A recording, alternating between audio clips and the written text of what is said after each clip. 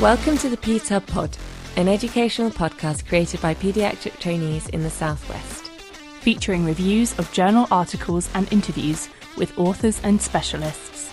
Please note, these are our own opinions and do not substitute professional medical advice. Thanks for listening.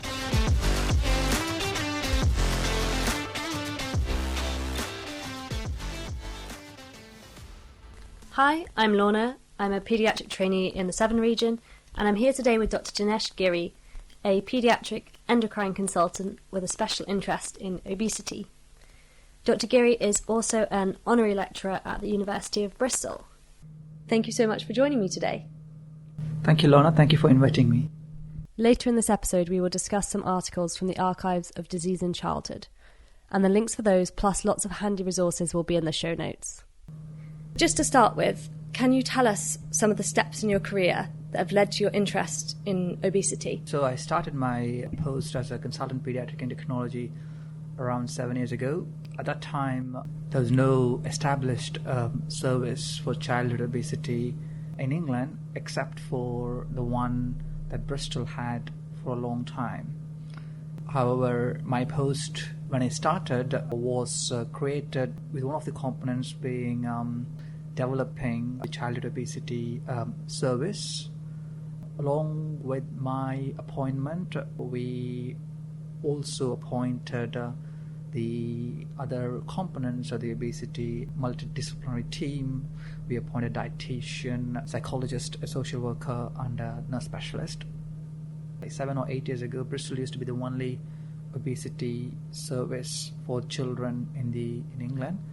But now I think over the last 3 years, we've got more centres in England commissioned by the Complications of Excess Weight service. I think we've got about 21 centres, other centres as well.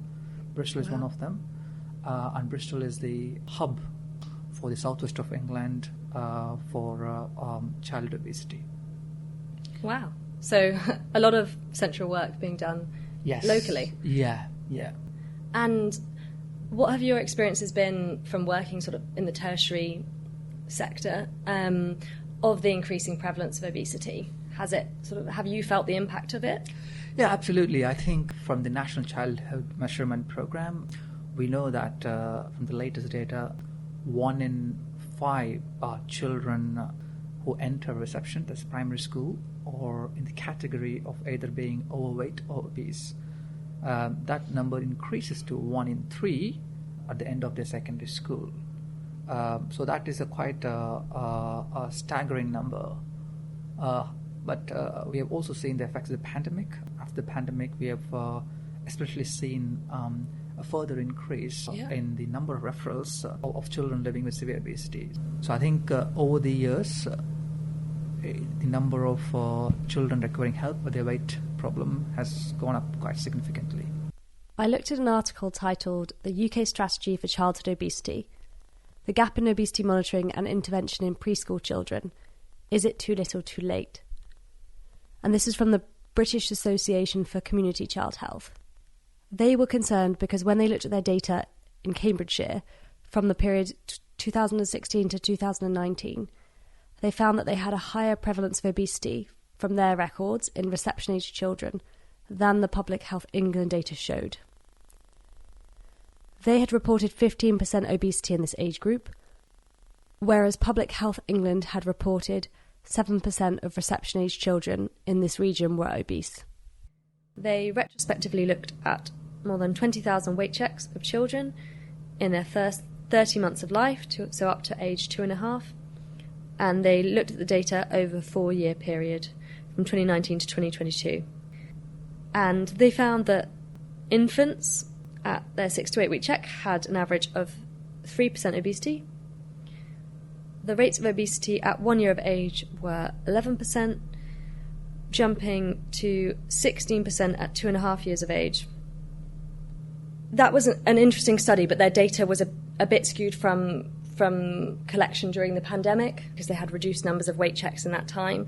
But they didn't see over those 4 years, between 2019 and 2022, that there was a significant increase in obesity rates in those age brackets up to 2.5 years of age.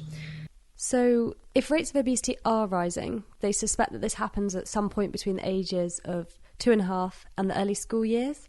And trying to work out when exactly the surge in weight gain takes place is important if we're noticing that there's an overall trend of increasing obesity. Once we know when it's happening, the next step is to implement preventative measures. Do we have a reliable way of measuring obesity in this age group? Unfortunately, I don't think there is a reliable service can measure obesity in younger age groups. I think the only service that we've got is, as we spoke about, National Childhood Measurement Program that happens twice, once at the level of reception and once at the end of their secondary school. But apart from these two checks, I don't think, as far as I'm aware, there's no sort of other standardized way of monitoring the weight of these children. I mean, it's interesting because whichever data we look at it, I think we all sort of come to the conclusion that childhood obesity has proportionately and significantly increased, especially over the last many years, which has seen a further increase since the pandemic. I mean, there are several reasons to it, and one of the main striking reasons that has sort of very obvious was the deprivation. We do know that the prevalence of childhood obesity is much more in deprived areas and lesser in sort of more affluent areas. So I think there's lots of social element to it which contributes to the increase in the rates. Yeah, it's certainly very concerning. And often it's a challenge, obviously, in primary care to pick up these children. Correct, yeah. And send the worst cases to yourself, particularly those children who are from more deprived areas. Do you feel like in tertiary care, are you seeing these children? Are they actually getting through to you? Sort of, what are the thresholds for these children to be referred to yourself? So I think the care for obesity spans across, like, for example, if you want 3 tiers, tier 1, tier 2, and tier 3. So tier 1 is more like, so tier 1 and tier 2 are more like community-based interventions, where they tend to see children with certain weight. I think in tier 3, most of the time we only see children with living with severe obesity, like for example BMI of more than plus 3.3 or 3.6 standard deviation score, or children with living with severe obesity with additional complications related to their weight, such as type 2 diabetes, obstructive sleep apnea, fatty liver disease, idiopathic intracranial hypertension, and things like, children who really have complications. Unfortunately, I don't think every region in England has got an established community-based or tier 1 and tier 2 service. However, I think from where it was like 3 or 4 years ago, where there used to be no MDT centers for childhood obesity, we moved on to having like about 21 centers across England that is being funded by the National Health Service England as in the form of Q clinics, which are the complications of excess weight clinics. So we have moved from no service to a reasonable amount of service across England in the last 3 or 4 years now. Have you seen the sort of demographic of the children that are reaching you in the tertiary service? Has that changed? Are they getting younger? Yes, we do see that the referrals have significantly increased. I mean, we do see children as young as 3 years getting referred the tertiary service, and the level of obesity that we have seen has also increased in the cohort of children we see in our hospitals. Yeah, and I think the concern is that we are not good at identifying these children when they come to the hospital or clinic with other issues. Studies have demonstrated that paediatricians are generally good at measuring the weight, but not good at using the weight and height to work out the BMI or the Z-score in order to identify those that are obese. The WHO has charts where you can plot the BMI and work out the Z-score, and these go all the way from birth up to adolescence. The Z-score is basically showing you how many standard deviations they are away from the mean. So if they are 1 standard deviation above the mean, they are overweight, and if they are 2 standard deviations above the mean, they are obese. discussing weight with families is quite challenging. Do you have any sort of tips and tricks for how you speak to young people about their weight? Yeah, I think it's a good question because there is a bit of taboo around the word obesity. So it is always not easy to raise or broach the topic of obesity, especially in a child who's coming to the clinician for a totally different reason. I think in the clinics that we do in Bristol, I think we are a little bit advantaged by the fact that when the family attends the appointment, they actually know that they're coming to the weight management clinic, of and course. the information of what to expect in the clinic reaches the family. So in a different setting where, like for example, a GP seeing a child for a different reason but finding concerning level of weight. So I think this has to be raised sensitively, because I think the word obesity is still a word of taboo in many families' mind. So I think using the terms like healthy weight and actually showing the growth chart can put the parent's mind into right perspective, because there are studies that have shown that although we as health professionals think a child is overweight or obese, but the parental perception of their child to be under the normal weight, it's there, because the parents can still perceive their child as normal weight, although by health professional standards, it's the other way around. So I think showing the chart and saying that we expect the weight to be here, but unfortunately it's here, and therefore we've got to do something about it. And there are services that can help to achieve healthy weight. And that we have found over time to be a bit more useful conversation and maybe more likely to cause some more engagement from the parents. And does the child themselves, do they respond, do you find, well to that approach as well? Well, it depends upon the age, obviously. Yeah. I mean, teenagers still have that element of resistance, but I think once we show them what we are trying to do, I think they become a bit more responsive. And moving on to your role in the tertiary setting, with these children, the very young ones and up to the adolescents, what are the main principles of managing them? So I think the most important points is their number one, them understanding the components of the service, because it's not only one person making a change.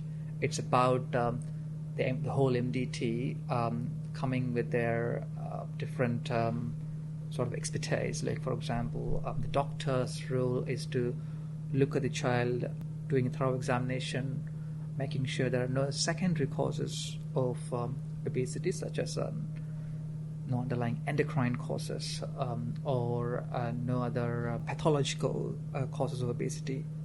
And also identifying if there's any complications, medical complications. And then there's a dietitian whose role will be predominantly be seeing what the child eats on a day-to-day basis and where the additional calories are coming into, and what sort of a plan might work with the family and with the child. Sometimes calorie counting might work with some families, sometimes portion sizes might work. So I think identifying those sort of things. Psychologist, whose role is very crucial, because obesity and mental health are related heavily, because I think obesity has got a huge negative impact on mental health. And once it has got negative impact on mental health, then sometimes we find them that they go into a vicious cycle of like they feel depressed, and the depression leads them to eat more. Yeah. And then things such as non-hunger eating, because non-hunger eating is where you eat when not only when you're hungry, but you eat in other times when you're not hungry, and this could be because of a depression or anxiety, etc. And identifying those parameters and supporting their mental health and giving the strategies for non-hunger eating, etc. That's the role of the psychologist. And clinical nurse specialist is very important, because they will be able to manage the additional complications such as like blood pressure management, or these days we are now starting to use some medications for obesity, I think, in order to successfully deliver them. So I think, and also I think last but not least, an involvement of family support worker or social worker could be useful, because family support worker identifies avenues to support the families, and sometimes, in very rare instances, obesity can be a safeguarding issue because the level of obesity is such that that is negatively impacting the child's health and putting the child's health at risk of developing major complications in future. And if there is an element of persistent element of non-disengagement from the families, then that needs to be escalated to the safeguarding level, where presence of social worker is very useful. Yeah. So all these components act together in a tertiary setting in order to sort of support the family and also help the child to achieve some healthy weight. And I guess there's a lot to address that's sort of outside of the medical setting, which is quite challenging. Are there particular groups of individuals that you've spoken obviously about non-engagement, but are there other particular groups of individuals where the obesity is particularly hard to manage?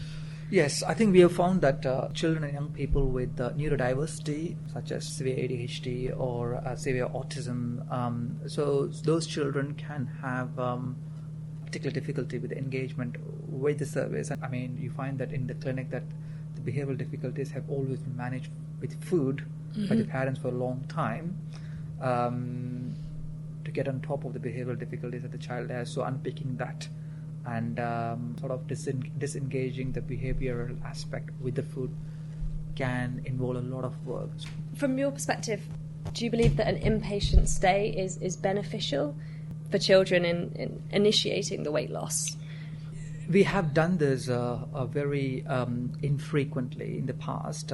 An inpatient stay, I would say, is definitely beneficial because it helps the MDT to understand the child and family a bit more, because instead of getting 20 minutes appointment in the clinic, you get to see them over the course of 3 or 4 days. And also, it particularly puts the child in an environment where you can have a control on the amount of calories that's going through. Most of the time, you can see the weight coming down. However, I think patient stay is always not easy, because I think with the current pressure on the hospital beds and things like that, arranging a child for a weight management issue in the hospital for a week's time is always challenging. And the other instance where the inpatient stay could potentially help is especially when there are like safeguarding concerns, where it might be useful to demonstrate that the child or the young person is able to lose weight in a different setting. Yeah, of course, and these patients are sort of always around and their struggles are very chronic in nature. Yes. But I can see how it's useful as an observation exercise, as a very detailed observation. Yeah. And I know you did a little bit of research in the past about whether that weight loss continues once they are at home.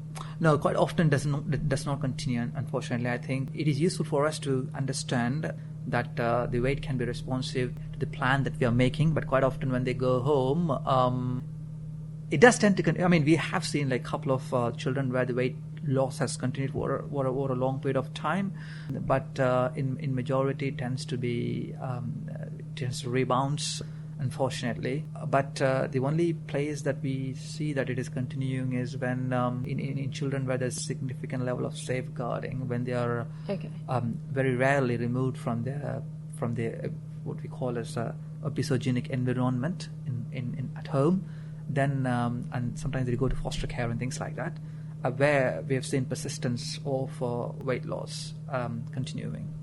Okay. And adapting the environment and improving it can obviously make a big difference.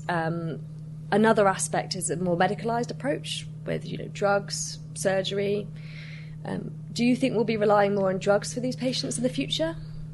I think it's a good question, because the whole landscape of obesity is about to change. So if you think about 4 years ago, there was not any medication that we can reliably use for weight loss. But things have changed since then.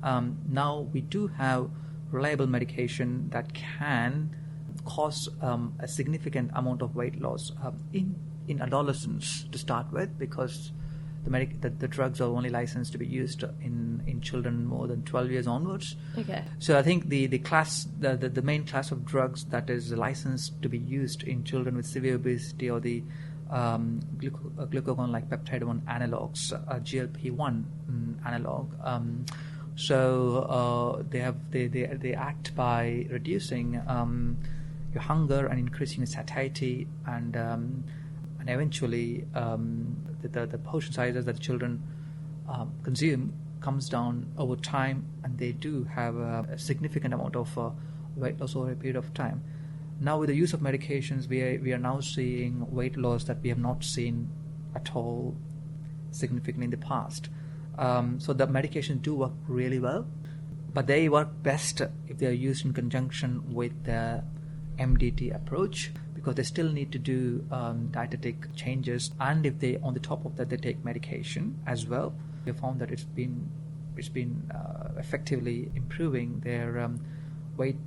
However, we have also found that once these medications are stopped, for instance, their weight tends to go up, unfortunately. But we are in the very early stages of using the medication, so we do not know how long or how much we should use this medication. But at the moment, we are moving from no medications era to using more medications to control this severe obesity. Okay. I'm interested in thinking about how sort of responsive parents will be to this.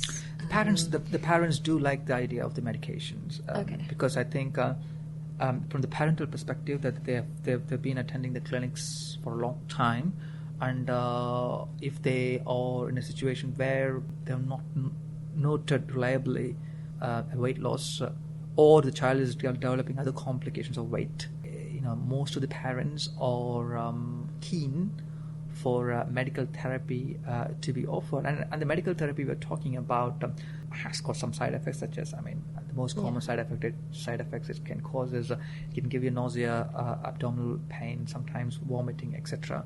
But apart from that, they tend to be more or less safe without any significant major side effects. And when used, we have seen that the weight going down by like 5%, 10% in the first 6 months of the treatment.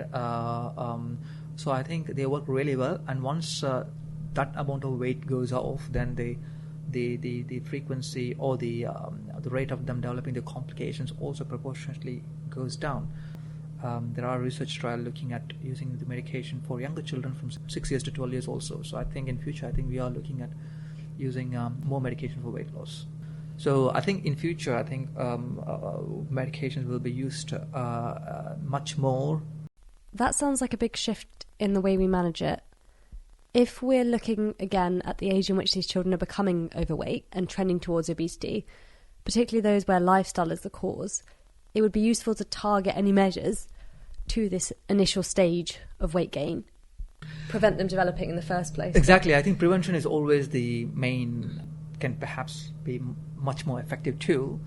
But prevention is much, much difficult than we anticipate, because it needs to have a change in policy at the government level, which is or at the public health level. So I think which is a major work. I don't think as health professionals we got lots of. I'm not sure how much influence we can make on that, but I think the cohort of children we see in the clinic with a quite worrying level of BMI, and unless we do something drastic, for instance, medications. Medications are not drastic, but I think medications are very effective. Then I think it is unlikely that their weight is going to go down in a way that we want. So I think, the future is brighter, because we have moved from saying that, okay, I'm seeing this child with a BMI of 40, I've seen them for 6 months, nothing has happened, to a change that I'm seeing this child with a BMI of 40 and I'm seeing them 6 months time, the BMI is now 36. So I think with the medication, so I think that's the big change that medications have made. And of course, we like to think that this probably will change the landscape of obesity to an extent. In terms of other causes of obesity, are there genetic components that are particularly important to consider? Yes. I think there are some monogenic causes of obesity that can be potentially be the underlying reason for why the child is gaining so much of weight. The genes that are related, that control the melanocorticotropin pathway in the hypothalamus, or the genes that are involved in inducing the sense of satiety where the people can stop eating. And if there is a disruption to those genes, then it can cause a significant obesity. And the pointers towards that are the obesity will be very early onset, like happening less than 5 years, associated with a significant hyperphagia. There could be some pointers in the physical signs as well, sometimes accompanied by red hair and things, changes to their sometimes to the skin, etc. So and sometimes they can be associated with hypogonadism, behavioral difficulties. So the genetic cause, the monogenic cause of obesity is there. I mean, although they're like less than 5% of the cohort we have, they are quite really important to think about them, especially if significant obesity happens from very early onset, associated with a significant hyperphagia in children. We do have a number of genetic tests where we can screen them for these genes, and what's more important is there is a medication available if a child has got I think 3 or 4 causes of monogenic obesity, for example PCSK1, LEPR, or some of the genes where if the child has got them, then we can actually offer a treatment called SET melanotide. It's an MC4 agonist, which is very useful in reducing their hyperphagia, increasing the satiety, and then they lose weight. So these medications are recently become available to be used on a particular causes of monogenic obesity, and therefore I think the important thing is to think about them. And if you have a child with a very early onset obesity, hyperphagia, then worth sending them to the tertiary clinic so that they can be appropriately screened for. It's nice that there's another treatment that's available for another group of patients so that we can help more children. Okay. In terms of the complications that we've mentioned earlier associated with obesity, one of the ones I've been a little bit interested in from my experiences is paediatric fatty liver disease, because I've seen a few children in hospital often with abdominal pain actually, in the emergency department, who end up having an ultrasound, and incidentally they're found to have a fatty liver. And these children were overweight, but certainly not obese. And so I looked at an article from 2020, which was a review of non-alcoholic fatty liver disease and childhood obesity from the Archives of Disease in Childhood, and they discussed the epidemiology, pathogenesis and management. Interestingly, it used to be called non-alcoholic fatty liver disease, like the adult counterpart, but I think it makes sense that the nomenclature of this has been changed, because there isn't really much prevalence of alcoholic fatty liver disease in children. So it seems odd to call it non-alcoholic. So from this review, they found that 36% of individuals with obesity had fatty liver disease, whereas only 2.3% of normal weight individuals and 12.5% of overweight individuals had fatty liver disease. And it was more common in males and also in Hispanic groups. And histologically, it's classed as steatosis of more than 5% of hepatocytes. Do you think we should be worrying about fatty liver disease in overweight individuals? So those who are not obese.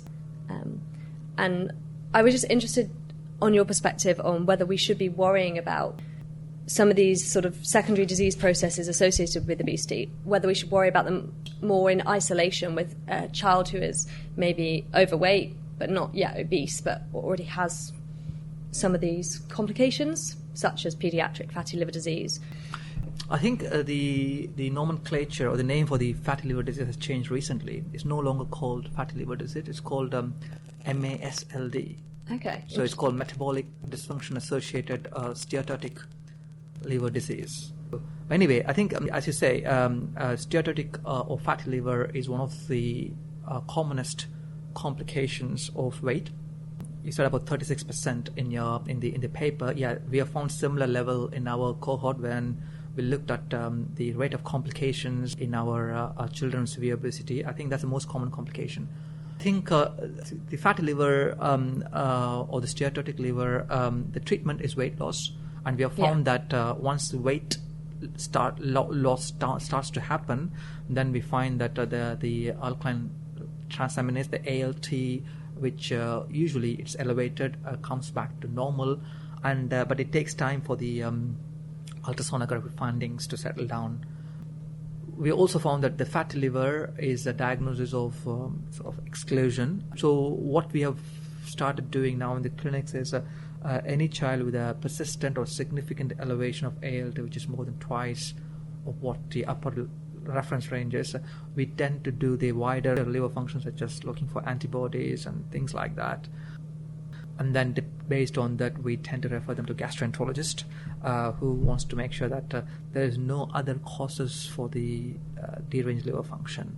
So when you're sort of finding this concern about fatty liver on ultrasound or with the liver function tests, you're mainly investigating to exclude other things, not because you can alter your management of the fatty liver itself, because that's just weight loss. Yeah, correct. We are looking for other cause, and perhaps, I don't know, it's very rare, but if you've got Wilson's disease, for instance, I think you've got definitive management for that, and that also can present with deranged liver function, for instance. So I think, we're looking for other cause by doing further investigations, but in terms of management, I don't think it alters hugely the management of fatty liver disease. It's about weight loss. Interestingly, from this paper, they mentioned that vitamin D deficit and oxidative stress are modifiable risk factors for fatty liver disease, and also that maternal obesity is associated with increased liver fat in adolescence, independent of whether that child is overweight. Which is interesting because that means that children, even who perhaps do have a healthy lifestyle, are impacted by previous generations, which I think we're learning about in a lot of areas. Our parents' choices do have more of an impact on us than we realise. And so for parents who are concerned that their child is overweight, are there any particularly useful resources that you recommend that are sort of accessible for everyone? I think in terms of early intervention for the children, getting referred to a Tier 2 service might be the first point of intervention. I think there are programs such as REACH program, Healthy Weight program, or busybodies, and they may be the port of referral. I've seen information about BZs actually, their web pages and things, and they've got a lot of free courses that families can go through in their own time. And they also, I think, have workshops, and they try and bring families together as well. So just to conclude, in terms of giving some useful information to our paediatric trainees, what's the most important advice you would give to paediatricians when managing children with obesity as a comorbidity? So I think the most important advice for pediatricians is to identify a child who has got obesity because of increased calorie intake versus the child with other secondary causes of obesity. So one of the useful ways of identifying is to see how they're growing. If the child's height is at the top of the chart, plus their weight is also on the top of the chart, is more likely because of the nutritional obesity. But then if the child is short or not growing, for instance, but they are significantly continuing to put some significant amount of weight, then those children are a bit more of a concern, and they need a bit more of investigations to understand there are any secondary or pathological cause of obesity. So I would say worry about a child who is short and obese, and to rule out a secondary cause of obesity. And the second advice is I think it might be useful for pediatricians to just having an early chat with the parents, more sensitively talking about the weight and sort of avenues for the children to achieve a more healthy weight.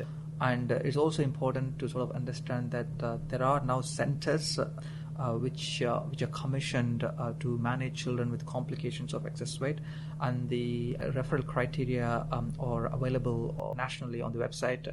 And if you think that there is a child or a young patient who meets these referral criteria, and there are centres that they can be referred to. Okay, great. Thank you. Thank you so much for joining us. No worries, you're welcome. Interestingly, very shortly after we recorded this episode, some new research was published in the Paediatric Research Journal, and the work actually originated from Bristol. And their conclusion was that measuring BMI was outdated in determining whether children were overweight or obese, and that actually waist circumference to height ratio had a much better longitudinal agreement with DEXA measured fat mass. And it was a big cohort from the AVEN longitudinal study of parents and children, over 7,000 children, and they followed up them at regular intervals between the ages of 9 and 24. And essentially, weight circumference to height ratio was a much better measure for identifying overweight children as opposed to children with higher muscle mass, for instance. So definitely have a read, and it may be in the very near future we're actually measuring the weight to height ratio instead of looking at the BMI in trying to identify children who are overweight in a way that is truly concerning. So watch this space.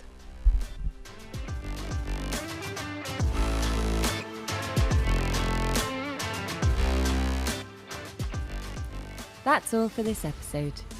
As always, if you have any questions or comments, please feel free to get in touch via our email address podcast@pedshub.co.uk or via the PedsHub website. Equally, if you'd like to get involved, we always welcome your voices, so please do get in touch. Thanks for listening.